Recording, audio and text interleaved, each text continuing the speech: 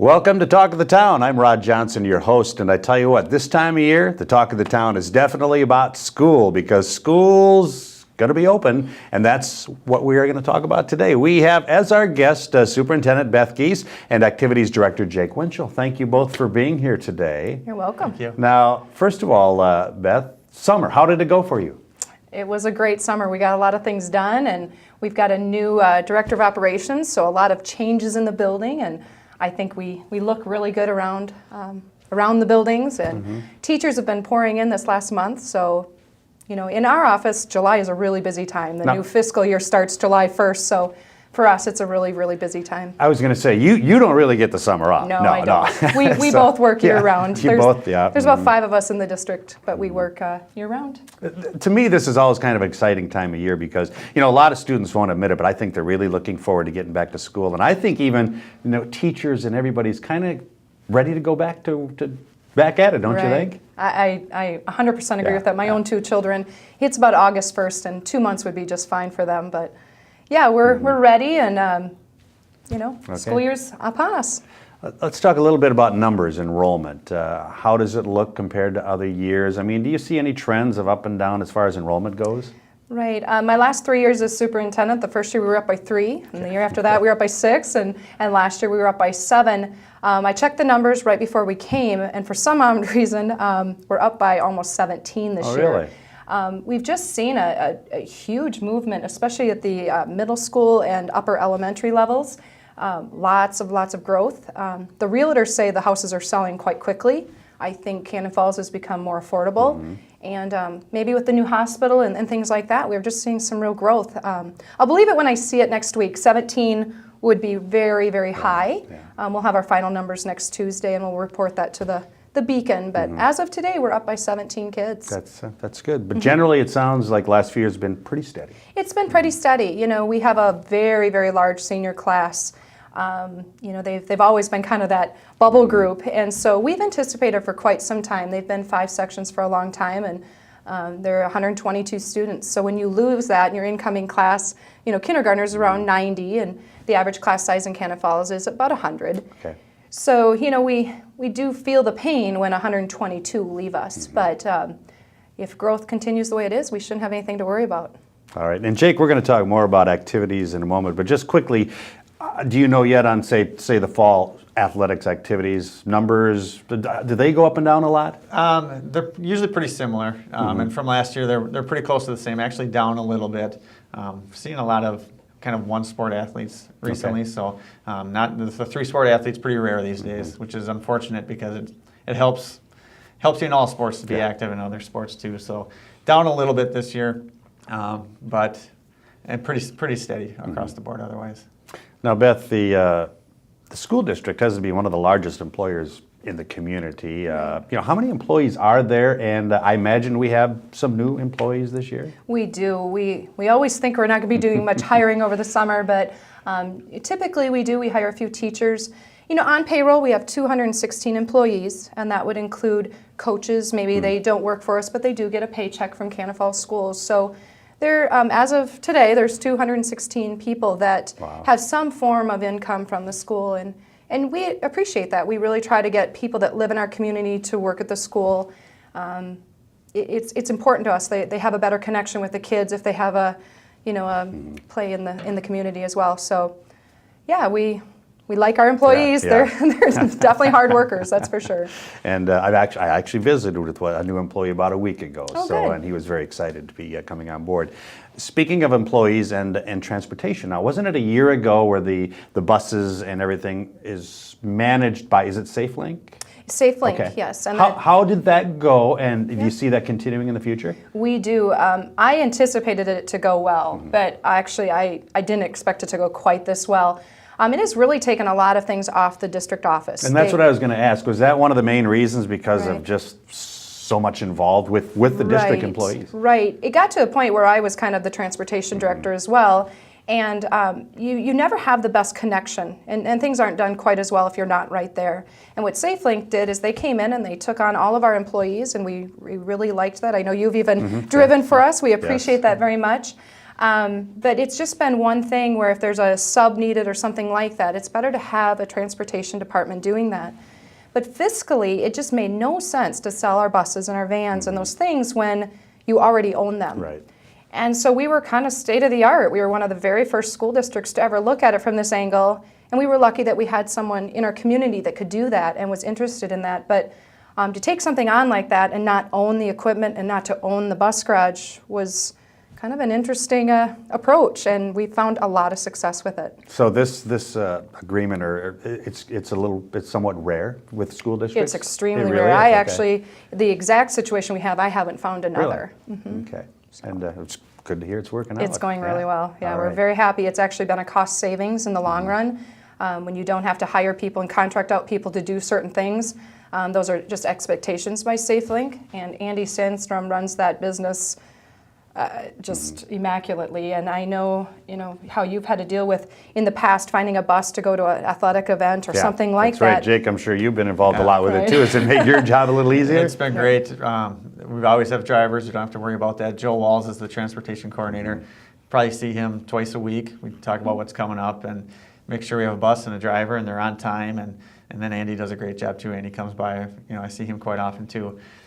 It has not been it's been great. I haven't seen a change in anything. It hasn't been a bad thing at all. It's been awesome. Because I think sometimes people forget that it's more than just getting kids to and from school. Yeah. There's a lot of activities and events going on that transportation is needed. I bet people don't realize just how much is involved. It's unbelievable. Yeah. There's times where we don't have enough buses. Oh, Because wow. you think a volleyball team will go, say they go to Cass and Manorville. There's a bus that leaves right away after school for the junior high kids, and a bus that leaves later on too. So there's 2 buses just for volleyball.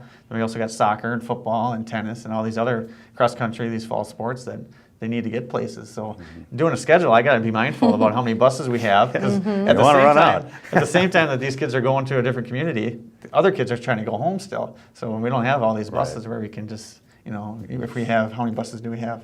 We have 10 routes, 10 and then we have the 5 Activity additional buses. So we got activity 15 buses. Really only have access to 5 after school. Okay. So you have to be mindful when you're doing a schedule on how many buses you have versus how many activities are going out that day too.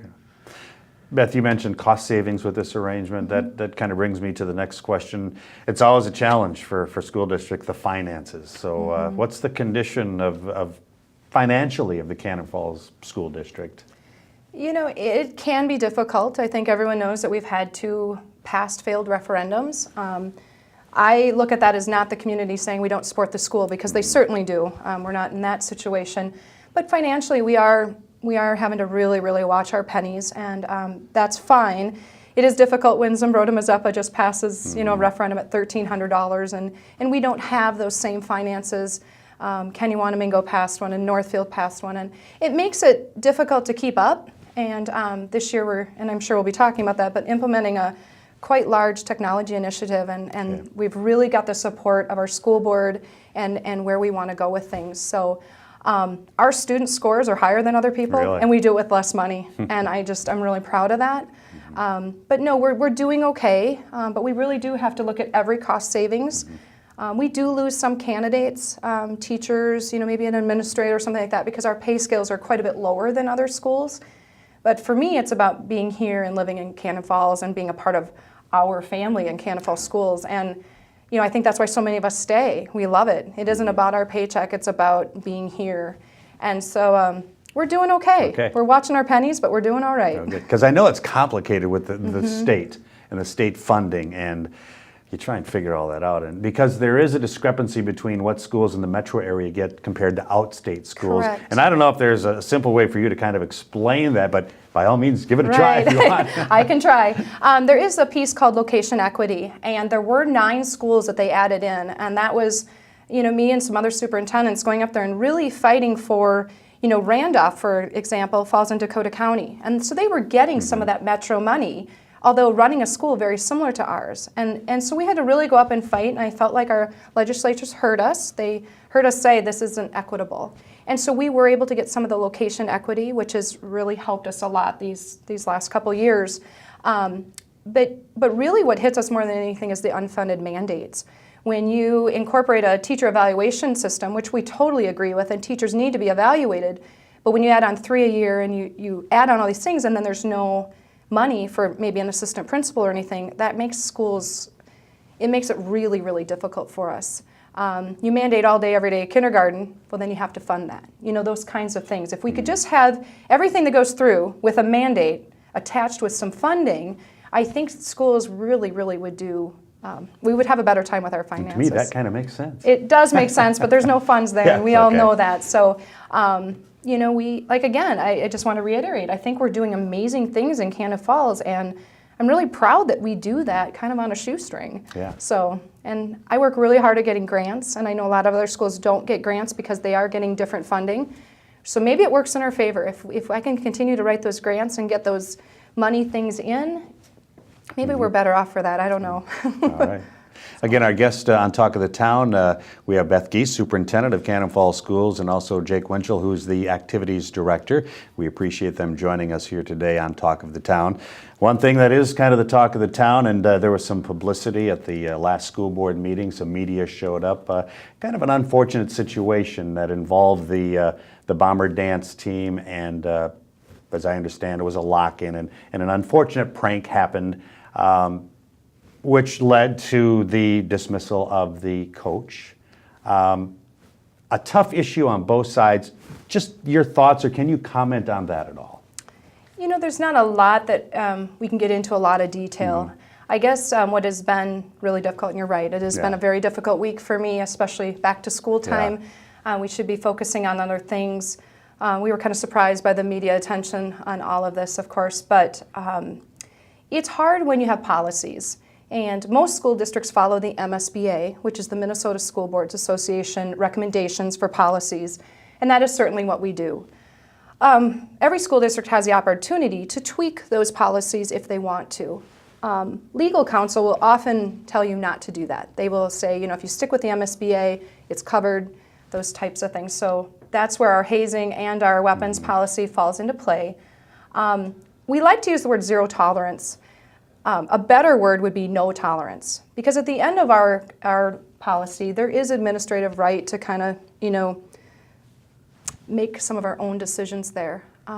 This was a really, really tough situation, and unfortunately, we're unable to talk about a lot of the details, and I think that's where a lot of the media, and both in written format and obviously live news, have gotten a lot of the details incorrect. And that's unfortunate. Or missing. You know, yeah. And it's hard for us. I think both Mr. Winchell and myself, we like these people that are involved, and that's what makes small town schools hard, because these are people that have done a really nice job for us and made a bad decision, and it's hard. Yeah. It's really hard. You mentioned the zero tolerance, and as far as zero tolerance goes, is that pretty much black and white, zero tolerance, or, I mean, do you sometimes have to take it on a case-by-case basis? And is that kind of a tough call? It's extremely hard. It's probably one of the toughest things we do as an administrator. Zero tolerance is zero tolerance. Okay. And, you know, we do that for so many reasons. You know, I talked to Chief McCormick and the police department and just asked them, what would happen if you walked into an environment where they were using play guns, but you didn't know they were play guns, just like our athletes didn't know. And that's been verified in all the other articles. But what would happen if a police officer came in and saw that, or conceal and carry? You know, what would happen if that happened? And I won't get into their procedures, but we know that something could have happened. And I think that's what scares me the most. We have police officers in our building all the time, and had they come upon that, would this have been a different answer? You know, and then that's why we really have to treat look-alike guns and real guns. The athletes in this case did not know that they were fake. So we stand by what we did. It was very, very difficult. And again, I wish we could talk about details, because it would seem, I think people would understand it better, but that's not fair to the investigation and everything along with that. So Unfortunate situation, but you know, it is what it is, and the school board did vote 5-1 to dismiss the coach. And Jake, I'll move to you now. The Bomber Dance team, if not the most successful, probably one of the most successful extracurricular activities for Cannon Falls. They've just seen outstanding success. So you as activities director, what happens now? Well, we're in the process of replacing the head coach. The season's only about 2 months away. It's a winter sport, but they do get started a little bit earlier than the other winter sports.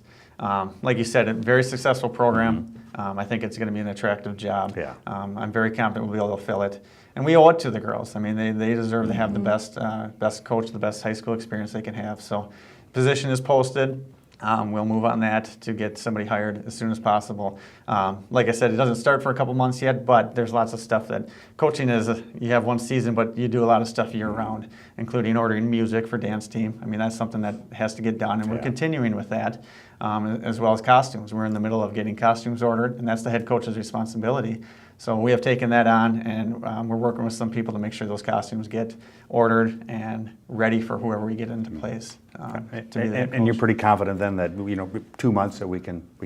I'm very confident. Okay, we'll good. get somebody. Yeah, we will have a coach, and it'll be a very qualified head Great, coach too. Great. So the greatness of the Bomber Dance team, I'm sure, will continue because It will, and yeah. you know what? Yeah, we've had this incredible run. The last 11 years, we've medaled at the state tournament, including 6 state championships. And the lowest was last year when we moved up to Class 2A. Yeah. And it was a 3rd place finish. So in the last 11 years, and we've gone through a lot of head coaches, and they've left on that's their true. own. There's been 3 or 4 head coaches over that span. So the coach gets a lot of credit, but you got to give credit to the girls too. I mean, it's the girls, it's the athletes, and I'm very confident that it'll be a successful year for them still. Well, let's talk a little bit about fall sports because they've been practicing and getting ready for the season. And we were talking before we went on the air about all the fall sports. And give us a little recap on how everything's looking for the fall sports for Cannon Falls High School. We're excited. Tennis is underway. They've had some competitions already. Volleyball had their first competition last Saturday. They travel to Red Wing tomorrow, Thursday the 28th. And football opens up on Friday night. They go to travel to St. Charles. So things are looking good. We graduated a lot of seniors who played a lot last year, so it's going to be some kids with not a lot of experience, but they're gaining that through the fall practices here, and they'll get up to speed very quickly. So we've had a lot of success in the fall the last couple of years. Volleyball program's been very good. Football program has been in the section championship the last 2 years. We've had some very good tennis players. Cross country had a state champion last year.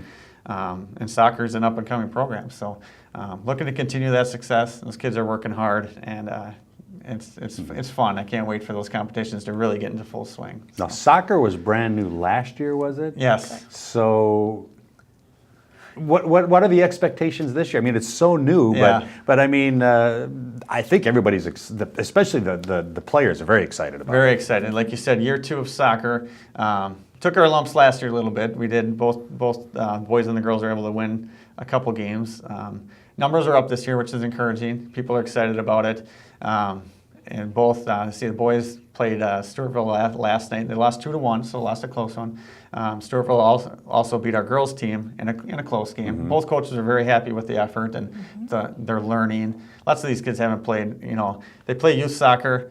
And then, so our upperclassmen haven't played soccer since probably 6th grade. Lots of them, up until last year. So they're getting back into the swing of things, and they're improving. And the wins will come, is what I tell those coaches. The wins will come. Just keep improving, keep them excited about it. And I'm confident that it'll be a good thing coming up. So Bomber soccer is probably here to stay. I think so. Yeah, I think so. Yeah.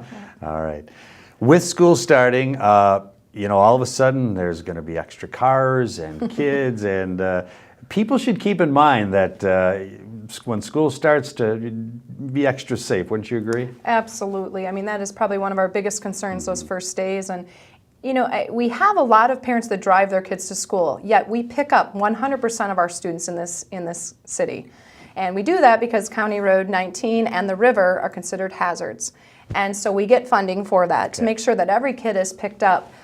We're always kind of surprised by the hundreds of cars that drive in. And if we could just get people to slow down and remember that it's an elementary school especially. There's no exit down there, so please take your time. You don't need to walk your youngsters in. We have staff out there, drop them off at the curb and go on. I know sometimes we like to walk them in, but we don't need to do that. So. As you mentioned, I've driven school van before, and it does get very congested very and hectic busy, there. absolutely. And if people remember too that there's a spot for the buses and the spot for the vans. And that's a good point to add. Please stay out of their way. They are really carrying our most precious cargo, and if we could just leave the vans and the buses to do what they need to do, that would be great. Right. Yeah. You mentioned elementary school. Looking first at the elementary, is there anything new or different this year as far as any programs or anything? Well, I think district-wide, there's a lot of new things that maybe impact the elementary and the high school, and probably the biggest one that everyone's talking about is our one-to-one. And, we've committed, it's our #1 initiative, and we've committed a lot of funds to it, and our 4th and 5th graders will now have portable devices. And I keep joking with them all the time, because I have a 5th grader as well. I said, this is great, on snow days, you won't have to miss school anymore. So we are purchasing a program called Schoology, and that will allow kids to interact with their teachers from home and things like that. So what are the technology is so crazy these days. I mean, it has advanced so quickly that, yeah, I can see this coming into the schools. Right. Probably going to happen more and more. Right. Well, it's the #1 thing colleges are saying. Colleges are saying you're not giving kids enough opportunity to take online classes, and that would mean a device to do that. And, we're not giving kids enough experience with the handheld devices. Oftentimes we see kids with an iPad and we think it's a toy. And to kind of convince people that that isn't a toy anymore, that really is a device to learn with. And so our 4th and 5th graders will have iPads, and our some of our middle school kids and 9th grade students will have a portable Dell product. Wow. So. Good point of the snow days, yeah. Yeah, so. But yeah, technology, it's just Right. amazing what's going on. And hey, you have to keep up with the times. Right. Well, and I feel like with this initiative, to be honest, we're not keeping up with the times. We're ahead of things. And okay. and that makes me really excited to see Cannon Falls getting that opportunity. Now, how about the high school, middle school? Anything new we should cover there? I think the big thing there is ramp up to readiness, and you've heard Mr. Hodges, our high school principal, talk a lot about that. We're finding that a lot of kids, even if they don't go to college, they have to have the skill base so that when they go on to whatever career it might be, that they're prepared for that. If you're running the family farm, it doesn't mean that you need just ag classes. You need business classes and know how to do that. So ramp up to readiness is about preparing each kid for whatever career they may want to take and whatever pathway they may want to take. So we're really excited. This will be our kickoff year for Ramp Up to Readiness, and really proud that we incorporated some funds and got some grant money for that as well. So our kids, even if they don't want to do a 4-year school, they will have the skill base that they need to do whatever they choose to do. All right, great. Jake, we talked a little bit about the fall activities. Looking at the entire year, I would imagine pretty much your coaches and everything are all lined up for the year, or isn't that the way it's handled? Everything, yep, we are, every position is filled at this point, yep. And is there any new activities that came about this year? This past year, we had trap shooting for the first time. Okay. So we'll enter year 2 of trap shooting, which is a spring activity. Trap shooting is actually the fastest growing activity for high school kids in the state. Really? It is. It's not a state high school league activity right now, but they do co-sponsor a state tournament for the kids. So it's a really cool activity. We had 27 kids this year, boys and girls. They traveled to a local gun club. For us, the one that made the most sense was Wanamingo. Okay. So they travel to Wanamingo. They shoot their rounds there. Everything is done online. So even though you compete against a different school, you shoot your rounds, you enter your scores online, and you may be competing against somebody 100 miles away. Yeah. And it's all online. So you don't have that bus cost, and everything's local. So we had lots of those 27 kids were also in baseball or track or something like that. And it allows for that flexibility, so you can do both of those things. You can shoot up until it's too dark to shoot at night, so you can go to baseball practice and go shoot as well too. So that was new last year. That was great. We'll look forward to offering that again this spring. So Fastest growing in the state. It is, yeah. Okay. Fastest growing. Lots of schools in the area have it, and if they don't have it, they're looking to add it too. So. Well, looking forward to the fall sports and all the activities. And, we have the State of the Union and the State of the State and the State of the City. Beth, what would you say the state of the Independent School District 252 is as we start another school year? Well, you'll have to come and listen to my State of the School speech this fall. But, I think it's about getting kids ready for the 21st century and the skills that they're going to need for that. And so the state of the school, we're doing well. We can always use more funds, but overall, I think the state of the school is just nothing but to brag about. We really don't have problems other school districts are having, and I feel so blessed to have those. There aren't a lot of things that fall on my plate that are overwhelming. So, yeah. Well, I want to thank you both so much for coming. I know it's been a busy, hectic week, and with school coming up. But thank you for taking the time to talk to us today. Thank you, Beth Giese, Jake Winchell. Appreciate it very much. Thank you. Again, our guest on this edition of Talk of the Town, Superintendent of Schools Beth Giese and Activities Director Jake Winchell. Again, we thank them for taking the time to be with us today. Again, if you have some ideas or thoughts of subjects or people you think would be interesting for us to have on the show, by all means, let us know. We'd love to hear them. That'll do it for this edition of Talk of the Town. I'm your host, Rod Johnson.